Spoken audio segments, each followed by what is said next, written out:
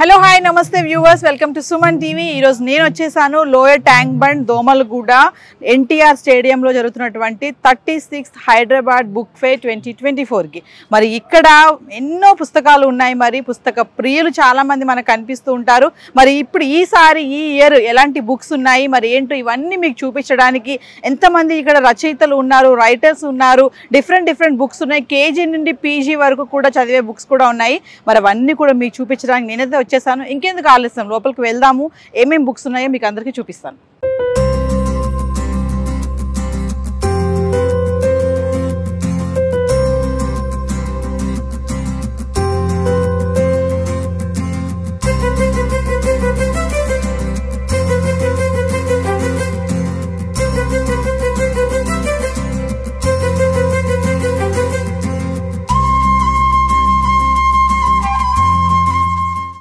Jewellers తెలంగాణలో మొట్టమొదటి factory outlet మన కొత్తపేటలో ఫిబ్రవరి 14న గొప్ప శుభారంభం. మనమైతే లోపలికి వచ్చేసాం బుక్ ఫేర్. మరి ఇక్కడ దాసరి అమరేంద్ర గారు ఉన్నారు, సార్తో మాట్లాడదాము. మరి ఈ స్టాల్ యొక్క ప్రత్యేకత ఏంటి? మరి నేనైతే కొన్ని బుక్స్ చూసాను, ఇక్కడ ట్రావెల్కి సంబంధించిన బుక్స్ ఉన్నాయి. మరి సార్తో మాట్లాడదాం. నమస్తే సార్. నమస్తే అండి.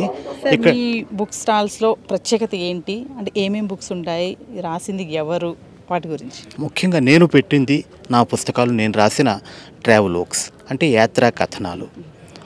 ఇందులో రెండు రకాలు ఉంటాయి. ఒక టూరిస్ట్గా వెళ్ళి చూడటం వేరు, అంటే విసుగు పుట్టి ప్రపంచం మీద పారిపోదామని వెళ్ళటం కాకుండా, ప్రపంచం మీద ప్రేమతో ఆ ప్రదేశాలే కాకుండా మనుషులు, సంస్కృతి, చరిత్ర అవి తెలుసుకుందామనే ఆసక్తితో వెళ్ళటం. నా బాణి యాత్రికుడు బాణి. అలా రాసినవి 6 యాత్రా కథనాలు ఉన్నాయి. వాటితో పాటు నేను రాసిన కథలు, కొన్ని కవితలు, అలాగే కొన్ని సాహితీ వ్యాసాలు అవున్నాయి. వీటికన్నిటికన్నా ముఖ్యంగా మా అమ్మ రాసిన పుస్తకం ఒకటి ఉందండి, ఆ వెలుగుదారుల్లో అని. ఈవిడ 94 ఏళ్ల వయసులో ఈ మధ్య పోయారు. 80 ఏళ్ల ఆంధ్రదేశపు, తెలంగాణ సాంఘిక, ఆర్థిక, రాజకీయ, సాంస్కృతిక చరిత్ర ఇందులో ఉంది. ఇది ఒక వ్యక్తి చరిత్ర కాదు, ఒక సంఘం చరిత్ర ఇందులో రికార్డ్ అయి ఉంది. ఇది కూడా తీసుకురావటం. నేను ఇక్కడ రావటంలో ముఖ్యమైన కారణం పుస్తకాలు అమ్మటం కాదు, పాఠకులకు దగ్గర అవ్వటం. నేను ఏమి చేస్తున్నాను, ఏమి రాస్తున్నాను, ఎందుకు రాస్తున్నాను చెప్పటం.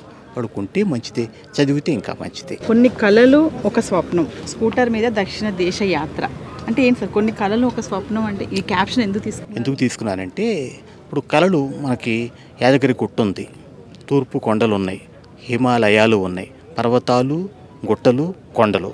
అలాగే కొన్ని చిన్న కళలు ఉంటాయి. వెళ్ళి ఒక ఐస్ క్రీమ్ తినాలి. ఇంకో కళ ఉంటుంది, మనం దాల్ లేకులో విహారం చేయాలి. అది స్వప్నం అన్నమాట. ఎన్నో కళలు కలిస్తే ఒక స్వప్నం అవుతుంది. అలా నాకు స్కూటర్ వేసుకుని ఒక 10-15 రోజులు దేశమంతా తిరగాలన్నది ఒక మహాస్వప్నం. అందులో మళ్ళీ ఆ ప్రాంతం వెళ్ళాలి, వెలంకణి వెళ్ళాలి, అలాగే రామేశ్వరం వెళ్ళాలి. ఇవన్నీ చిన్న కళలు. వీటన్నిటి గుదిగుచ్చితే ఒక స్వప్నం అయింది. అందువల్ల కొన్ని కళలు ఒక స్వప్నం అన్న శీర్షిక పెట్టాను దానికి. Thank you.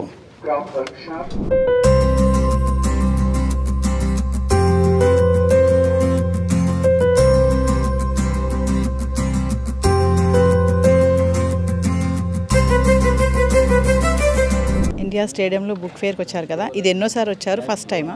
లేదండి, నేను ఎవ్రీ టైం వస్తానండి. బుక్ ఫేరు ఫ్యూ టైమ్స్ ఇక్కడ ఆర్గనైజ్ చేయదు కదా, నార్మల్లీ ఐ డోంట్ మిస్ అండి. మేడం, అంటే మీరు బుక్ లవరా? ఎలాంటి బుక్స్ చదువుతారు? ఐఎమ్ గ్రేట్ బుక్ లవర్ అండి. I'm doctor Yarlagadda Padmavathi, senior advocate, Telangana high court. అన్ని రకాల పుస్తకాలు చదువుతానండి. శ్రీశ్రీ గారికి చదువుతాను, హీఈస్ మై ఫేవరెట్ పోయెట్.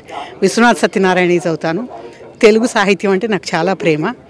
ఇంగ్లీష్లో సోమర్సెట్ మామ్ చదువుతాను, he is my favourite author. And ఆ విధంగా అన్ని హిస్టరీ బుక్స్ కూడా చదువుతాను. చాలామందికి బుక్స్ చదవాలన్న కోరిక ఉంటుంది, బుక్ లవర్స్ అవుతారు, కానీ ఎలాంటి బుక్స్ చదవాలని వాళ్ళు కన్ఫ్యూజన్లో ఉంటారు కదా. పలానా బుక్ చదవాలి అనేది వాళ్ళకి తెలియదు. అలాంటి వాళ్ళకి ఏం చెప్తారు? ఇప్పుడు మనకు ఎంత ఇష్టం ఉన్నా కానీ చదవాలని, ఇప్పుడు ఈ మాధ్యమాలు ఉన్నాయి కదా, టీవీ ఇట్లాంటి ఈజీ ఆప్షన్స్ ఉన్నాయి కదా, పిల్లలు ఈ టెలిఫోన్స్ వీటన్నిటిలో చూసే దాని మూలంగా పుస్తక పఠనం తగ్గిపోతుంది. అది చాలా విచారించాల్సిన విషయము. అయినా కూడా ఏదో ఒక విధంగా మనం కొంచెం టైం తీసుకొని క్వాలిటీ బుక్స్ చదివినందువలన ఒక మనకి జీవితము ఆదర్శప్రాయంగా మనం దిద్దుకోగలుగుతాము. అవి చదివిన వాళ్ళంతా కూడా ఆ విధంగా మంచి నడవడితో Premchand is my favourite writer, Sarat is my favourite writer. వాళ్ళని ఒకసారి కాదండి ఎన్నిసార్లు చదివితే మళ్ళీ కొత్త డైమెన్షన్స్లో. And living with Himalayan masters by Swami Rama, he's my favourite writer. And అవి ఏమన్నంటే మనం ఒకసారి Siddhartha, Hermann Hesse Siddhartha, that's my favourite book. And Somerset Maugham, many are my favorite books. Moms is a great literature. So అవి ఒక ఏజ్లో ఒకసారి చదివితే ఒక రకంగా అనిపిస్తాయి, కొన్ని ఇయర్స్ తర్వాత చదివితే అది ఇంకొకలాగా అనిపిస్తాయి. Like our life is like A flowing water. Similarly our mind set is also. కొన్ని సమయాల్లో మనకు అర్థం కానీ కూడా ఒక దశాబ్దం తర్వాత వాళ్ళు ఏం రాయాలనుకుంటున్నారు, మనకేం సందేశం ఇవ్వాలనుకుంటున్నారు మనకు అర్థమవుతుంది. Thank you. ఈసారి హైదరాబాద్ బుక్ ఫెయిర్లో మొత్తంగా 365 స్టాల్స్ అయితే ఉన్నాయి. తెలుగు సాహిత్యానికి సంబంధించి 184 స్టాల్స్ ఉన్నాయి. అలాగే ఆంగ్ల సాహిత్యానికి సంబంధించి 144 స్టాల్స్ ఉన్నాయి. ఇంకా చిన్నపిల్లలకి సంబంధించి 8 స్టాల్స్ ఉన్నాయి. ఇంకా ప్రభుత్వ సమాచారానికి సంబంధించి 7 స్టాలు, మళ్ళీ మీడియా సమాచారానికి సంబంధించి 17 స్టాలు ఉన్నాయి. మరి దీంతో చూసుకుంటే ఇంకా ఇతర అంశాలపైన కూడా కొన్ని స్టాల్స్ అయితే ఉన్నటువంటి పరిస్థితి అయితే ఉంది. ఇంకొంతమందితో మాట్లాడదాము, ఇంకా ఎలాంటి పుస్తకాలు ఉన్నాయి మీకు చూపించే ప్రయత్నం చేస్తాను. Hi ma'am. హాయ్. ఎలా ఉంది మరి బుక్ ఫేర్? మీ చేతిలో చాలా బుక్స్ ఉన్నాయి, ఎలాంటి బుక్స్ తీసుకున్నారు? బుక్ లవరా మీరు? ఆబ్వియస్లీ చాలా చదువుతాను. I'm a working woman and I love reading books, especially Telugu literature. So ఈరోజు చాలా హ్యాపీగా ఉంది. అట్ లాస్ట్ హైదరాబాద్లో after an year book fair జరిగింది. I have took a week off from my work and I'm here now.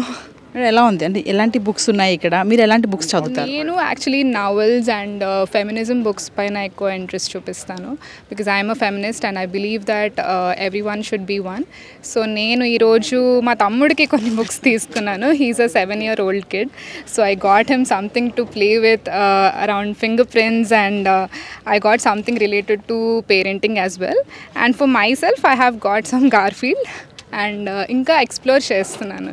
నేను ఒక విషయం చెప్పండి, ఇప్పుడు పేరెంటింగ్ అన్నారు కదా, మీ తమ్ముడికి బుక్స్ తీసుకున్నా అన్నారు. చాలామంది పేరెంట్స్ ఇలా బుక్ స్టాల్స్ తీసుకొచ్చినప్పుడు పిల్లలు కొన్ని బుక్స్ సెలెక్ట్ చేసుకుంటారు కదా, పేరెంట్స్ అదొద్దు నువ్వు వేరే బుక్ తీసుకోవాలి అంటారు కదా.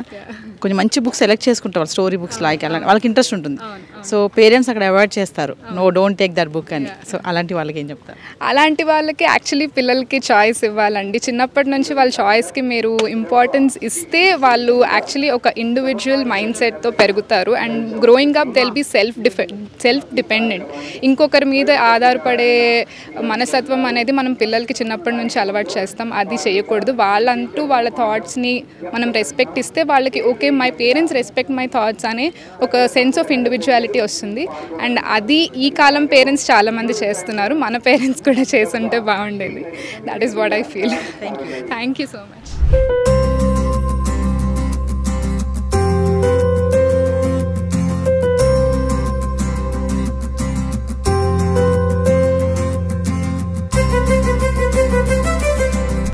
ప్రతి సంవత్సరం కూడా మేము వస్తూ ఉంటాము. మనకి ఇక్కడ లభ్యమయ్యేటువంటి పుస్తకాలు పాతకాలం నాటివి కూడా విడివిగా మనకు దొరుకుతున్నాయి. అవి ఎక్కడ కూడా మనకు గ్రంథాలయాల్లో కూడా వెళ్తే దొరకనటువంటి పుస్తకాలు కూడా మనకి ఇక్కడ దొరుకుతూ ఉంటాయి.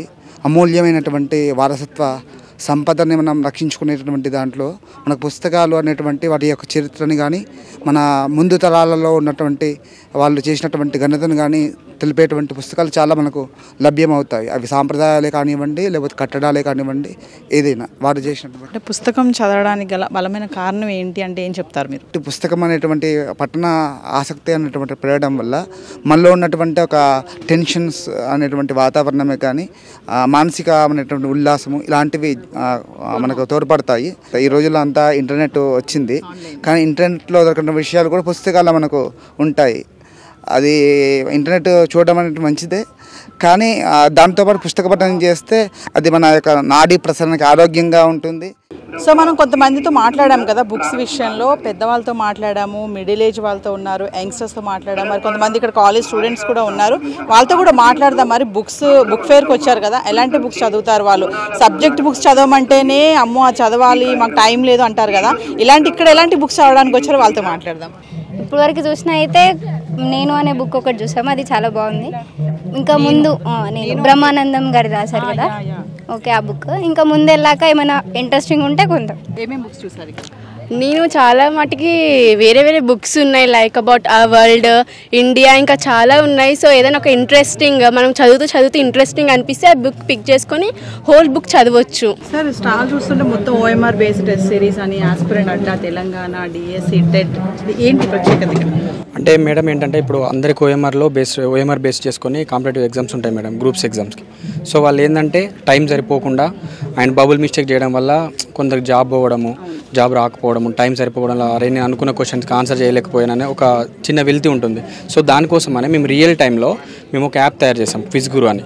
ఆ యాప్లో మనకు టెస్ట్ సిరీస్ అనేది ఓపెన్ అవుతుంది. మనం యాప్లో క్వశ్చన్స్ చూసుకుంటూ మనం రియల్ టైంలో మేము ఆఫ్లైన్లో ఓఎంఆర్ షీట్ని ప్రొవైడ్ చేస్తాము. దాంట్లో బబుల్ చేసుకుంటూ యాప్లో సబ్మిట్ నొక్కినాం అనుకోండి పిక్చర్ తోటి, ఆ పిక్చర్ అనేది స్కాన్ చేసుకుంటుంది, మన యాప్లోనే రిజల్ట్ వచ్చేస్తుంది, కీ వస్తుంది. కీ వచ్చిన తర్వాత మనకి ప్రతి టెస్ట్కి ప్రతి క్వశ్చన్కి ఎక్స్ప్లెనేషన్ కూడా ఇస్తున్నాం అనమాట. అంటే వీళ్ళకి మనం క్వశ్చన్ రాసిన తర్వాత అసలు ఎక్కడ మిస్టేక్ చేసాం, బబుల్ మిస్టేక్ చేసామా, ఆన్సర్ మిస్టేక్ చేసామా, part A part B, ID number mistake చేసామా అనేది మీకు ఎవ్రీథింగ్ యాప్లో చూపిస్తాం అనమాట. యాక్చువల్ ఏంటంటే మేము బిఫోర్ ఆస్పిరెంట్ అడ్డా అని ఒకటి స్టార్ట్ చేసాము. అది ఓన్లీ డిఎస్సి, టెట్ వాళ్ళకి స్టార్ట్ చేసాము. దానికి కంటెంట్ చేసి బుక్స్ రిలీజ్ చేసాము. మంచి రెస్పాన్స్ వచ్చింది. కంటెంట్ పరంగా చాలామంది పెద్ద పెద్ద పబ్లిషర్ల దగ్గర తీసుకున్న వాళ్ళు కూడా మళ్ళీ మా బుక్స్ పర్చేజ్ చేశారు. దాన్ని బేస్ చేసుకొని అంటే కొంతమంది లాస్ట్ టైం గ్రూప్స్కి రాసిన వాళ్ళు చాలా వెల్తీగా ఫీల్ అయ్యారు, అరే నేను చేయలేకపోయినాను. దాన్ని బేస్ చేసుకొని ఆ కాన్సెప్ట్ని తీసుకొని మేము ఈ యాప్ని డెవలప్ చేయడం జరిగింది. మనం చూసాం కదా, మరి చిన్న పిల్లల బుక్స్ దగ్గర చూసుకుంటే భక్తికి సంబంధించిన సాహిత్యము, సాంప్రదాయము, ఇంకా సామ్రాజ్యము, అట్లాంటి బుక్స్ కూడా చూసాం. మరి ఈ స్టాల్ చూసుకుంటే డిఫరెంట్గా ఉంది. చుట్టూ చూడండి పూరి గారి పుస్తకాలు కనిపిస్తున్నాయి. మరి ఆయన మీద ఒక పుస్తకం రాశారు, యంగ్స్టర్. మొత్తంతా మాట్లాడదాము. హాయ్ అండి. ఏంటండి పూరి గారి మీద బుక్ రాశారు? అవునవును, పూరి గారి మీద. ఇది ఫస్ట్ బుక్. బేసిక్గా మేము సినిమా వాళ్ళము. నేను హీరోగా ఒక సినిమా యాక్ట్ చేసిన, అది ఆగస్ట్లో రిలీజ్ అయింది. సో ఒక పబ్లికేషన్ హౌస్ పెట్టి సినిమా వాళ్ళ మీద బుక్స్ రాద్దాం అనుకున్నాము. మాకు వచ్చిన ఫస్ట్ ఐడియా పూరి గారి మీద రాయాలని, ఎందుకంటే మాకు కొంచెం ఇన్స్పైరింగ్ ఆయన. సో ఆయన మీద అందుకే ఫస్ట్ బుక్ లాంచ్ చేయడం జరిగింది. అంటే ఇప్పుడు ఈ బుక్లో ఏం అంశాలు జోడించారు మీరు? ఆయన ఫిలాసఫీ, ఆయన ఐడియాలజీ, ఆయన మూవీస్, కొన్నిటి మీద నా టేక్, అంటే ఆయన నేను అర్థం చేసుకున్న విధానం, అట్ ద సేమ్ టైం ఆయన నుంచి మనం ఏం నేర్చుకోవచ్చు, వీటన్నిటికీ రిలేటెడ్గా ఉంటుంది బుక్. ఒక విషయం చెప్పండి, బుక్ రాశారు అంటే 10 మందికి ఒక విషయం చెప్పడానికి కదా. అవును. ఈ బుక్ ద్వారా మీరు పబ్లిక్కి ఏం చెప్పాలనుకుంటున్నారు? పబ్లిక్ ఏం చెప్పాలనేది పక్కన పెడితే, ఇది పూరి మీద నాకున్న ఇష్టాన్ని చూపించడం, at the same time puri అంటే ఇష్టపడే వాళ్ళకి ఖచ్చితంగా నచ్చేలాగా రాయడం. సో అది బేసిక్గా నా ఇంటెన్షన్. పబ్లిక్కి నచ్చేలాగా అని కాదు, పూరికి నా మీద ఉన్న ఇష్టాన్ని చూపించడం. చాలా బాగుంది, డీసెంట్. పూరి అనగానే వచ్చి చూస్తుంటారు చాలా మంది, ఆయన అంటే చాలా మందికి ఇష్టం కదా. సో బాగుంది. సో అంటే ప్రైస్ ఏంటి? బుక్ ప్రైస్ ఎలా? ఈ బుక్ ప్రైస్ వచ్చేసి 220, మనకి డిస్కౌంట్తో 198కి వస్తుంది. స్టాల్ నెంబర్ 3 to 7లో అవైలబుల్ ఉంది, మీరు వచ్చి తీసుకోవచ్చు. సో వ్యూవర్స్, ఫైనల్లీ చూసారు కదా, ఎంత ఆన్లైన్లో ఎన్ని అందుబాటులోకి వచ్చినా కూడా బుక్స్ ఉన్నటువంటి ప్రయారిటీ అది వేరే విషయం. ఇక్కడ చాలా రకాలైన బుక్స్ చూస్తాం కదా. సాహిత్యానికి సంబంధించిన బుక్స్ ఉన్నాయి, పిల్లలకి సంబంధించిన బుక్స్ ఉన్నాయి, ఇంకా సినిమా ఫోటోగ్రఫీకి సంబంధించిన బుక్స్ కూడా ఉన్నాయి, నవల్స్ ఉన్నాయి, కవితలు ఉన్నాయి, ట్రావెలర్కి సంబంధించిన బుక్స్ ఉన్నాయి. మరి ఈ బుక్ ఫేర్ని ఎవరు మిస్ అవ్వకండి. దీని టైమింగ్స్ వచ్చేసి మధ్యాహ్నం 2 గంటల నుంచి 8 గంటల వరకు, శని ఆదివారాల్లో 1 గంట నుంచి 8 గంటల వరకు జరుగుతుంది. Lower tank bund, Domalguda, NTR స్టేడియంలో. మరి బుక్ ఫేర్ని ఎవరు మిస్ అవ్వకండి. పుస్తక ప్రియులు, కొంతమందికి బుక్స్ చదవడం అంటే ఇష్టం కానీ ఎలాంటి బుక్స్ చదవాలని కన్ఫ్యూజన్లో అయితే ఉంటారు. మరి ఇక్కడికి వస్తే రకరకాల బుక్స్ ఉన్నాయి కదా, ఏదో ఒకటి చూస్ చేసుకొని దాన్ని చదవండి. ఒక బుక్, మంచి పుస్తకం అనేది ఒక మంచి ఫ్రెండ్తో సమానం. సో వీడియో జర్నలిస్ట్ విక్రమ్ రాబర్ట్తో నవీన సైనింగ్ ఆఫ్.